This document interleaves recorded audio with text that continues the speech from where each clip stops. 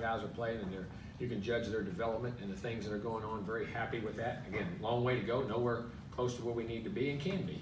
And as they continue to grow in what we're trying to do, it'll get better and better. But looking forward in the challenge, we need to play an opponent and probably get ready for Northwestern State. So we're looking forward to that challenge. Question? To the right first, Gabe, and then Sam. Jimbo, Gabe Bach with Texas. Can you take us through some specifics of guys that, man, when they really are popping on tape right now versus this one? You know, I think the safeties jump out at me, because it's safeties like quarterback. You got to make calls. You got to make different adjustments to things in that regard. I think Derek Tucker, Dono, Carper, I think all those guys are growing in that area. I think the corners, I keep saying that. Renfro and Oliver jumped out. Chapman, unfortunately, he got hurt. I thought was playing outstanding. Fuller's done some good things. Miles Jones. I mean, those guys have all played well at corner. Linebackers, I think Dotson and Locke are really understanding what we're doing. Up front, Kiki is the boy. I mean, and I know I'm going back to some guys, whether he's inside or outside. You're talking about a guy now that's went inside at tackle, going outside at end, and the diversity in which he gives you in packages to match him up at different places. Mac on defense, the physicality he brings you up front. Matt Abuke, of course, I think he was our player of the spring or whatever last spring, and him in that regard. It's unfortunate Clemens is out, but Durham is, he's a guy, man, he just makes plays. He can rush, he can go on the edge, he can drop, he can do so many things. I mean, offensively, I think the offensive line is really gelled. I think the inside, the physicality of them, when they run the ball, McCoy and those guys inside with Hawker and Sutherland, those guys in there, Collum, all those guys, Prater, those guys are already developing some depth. The young tackles have really come on. 65 Reed and Green, those guys have done a really good job, and behind him, Deesh and those guys have done it. The young tight ends for coming in the program. I know I'm going through everybody, but I can go across the board. I mean, Jace is, Jace should have played in 1955. I mean, I say that. And I mean, even when he struggles in practice, in other words, if he drops a ball or misses assignment, and it makes him go harder. I mean, he never quits, never perceives. He had a stretch yesterday, and I'll say he doesn't drop many balls. He got a couple drops in a row trying to make big plays. I'm frustrated. Coach gets on him a little bit. All of a sudden, bam, bam, bam, there's 3 great catches right after that. He just okay, yes, sir. Goes about his business, frustrates himself, moves on. You don't see that, doesn't pout, doesn't anything. Trevor, doing a great job in there. The young defensive end, the other tight ends are doing a great job. Our backs, Travion, I can't say enough good things about. Not just his ability, but his leadership, his ability to provide toughness, and also really understands how to work in the backfield. What a back does in protections and blocking, when he's getting out on a route, say for instance, we know we got a tough matchup there with that defensive end. As he gets out, he gets a little chip, or he's looking and has his eyes in the right place all the time, just picking up, as I say, garbage. In other words, something flies out of the truck, a piece of garbage, it can screw up the play. He's there picking it up for you. Always making a chip, always making a block, making a call. Just not just his physical abilities, but his mental ability to compete and understand how to affect guys with what he does. Etway's had a great camp, and those young backs have all done well. I've been playing the quarterbacks. I've said that before. Both guys are developing and playing really good football. I feel very confident with both guys and the knowledge of what we're doing. And the receivers, those guys are emerging and making plays. Jamon is doing a great job. Getting Courtney back in that great was great. Buckley's doing a great job in there. Paul, there's a good group of them. Rogers, Hezekiah, all those guys have been productive and made plays throughout. These young guys are doing a good job, and Preston, all those guys. So I'm pleased in it. I am. Our kicking game, we're not where we need to be, and are we perfect? No. Are we super? I don't know that. I don't know if we are, but I like the attitude, direction, and the way they're playing and competing.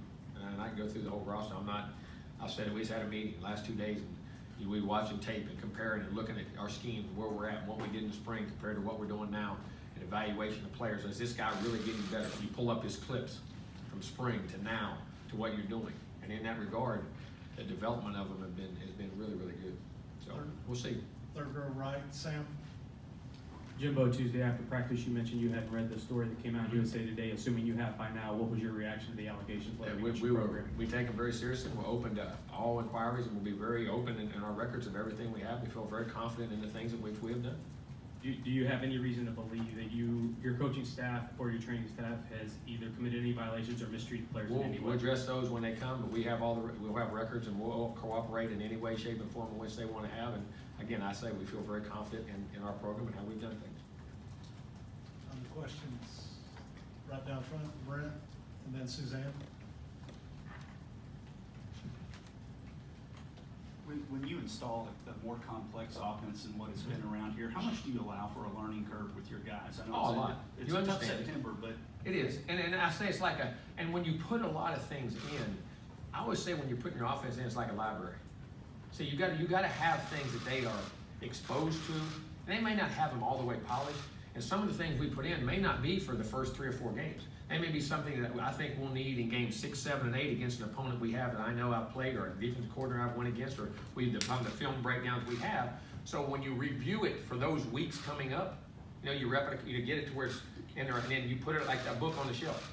And later on, you go, when you need that book, you pull it out, and at least it's not foreign to them, that you can take a couple days, polish it up, and be good at it. You know, so part of that in installation too is it's not as, you won't carry as much into a game as you carry all the way through your fall camp. And I'm a big guy who likes to install whole, part whole. And what I mean by that, that's throw it all out there. Because you keep waiting, well, it's just like when I get enough money to build the porch, when I get enough money to put a pool in, guess what? 25 years later, you don't have a pool or a porch. You know what I'm saying? And my point is, so you try to get it all in, and even though it's frustrating for them, and then some guys pick it up, and then you go back and reteach it very chronically and very detailed again after you put it in once, and then break it down again like installation days, and then you have enough of it in so they can have a grasp of what's going on. So we do have to do that, and we know there's going to be learning curves in it. Suzanne, and then Ben. Hi, Suzanne Halliburton, Austin American Statesman. On your quarterback situation, it's an either or on for the first team. When do you plan on making that decision? As we'll see, that somebody will have to start off the game, but right now I feel very comfortable with both guys. Both guys, when you look at scrimmages, when I look at, all right, the quarterback is down to 2 things as far as the physical parts of things: decision making and accuracy. Can he make the right decisions, whether it's a run or a pass? Can he take care of the ball? And can he manage crises that don't have anything to do with him? So we talk about throwing and all that. Throwing the ball is important, and it is. And you got to be accurate where you hit. But then you got to manage crisis. You got to influence players. You got to manage players. How the team responds to you. The type of things in which you think you have to do as a team to move the football. And that's not only based on your offense. See, that's where we get confused, in my opinion, of what does this team have to do to be successful? Do we have to outscore people? Do we have to be conservative? Do we have? And certain games are different. You have to play to your defense plays to your offense, and what you're doing. And so, you know, those decisions of their performance will also be based off what our team needs and the type of players we have around them, not only on offense, but on defense and special teams, of how we have to have success in that game and how we have to move it in that game. So, in a weird way, sometimes you can be exposed to being a starter or a non-starter that are things a little bit out of all you can do is control what you can control. But I feel very comfortable that both guys can go in and play winning football.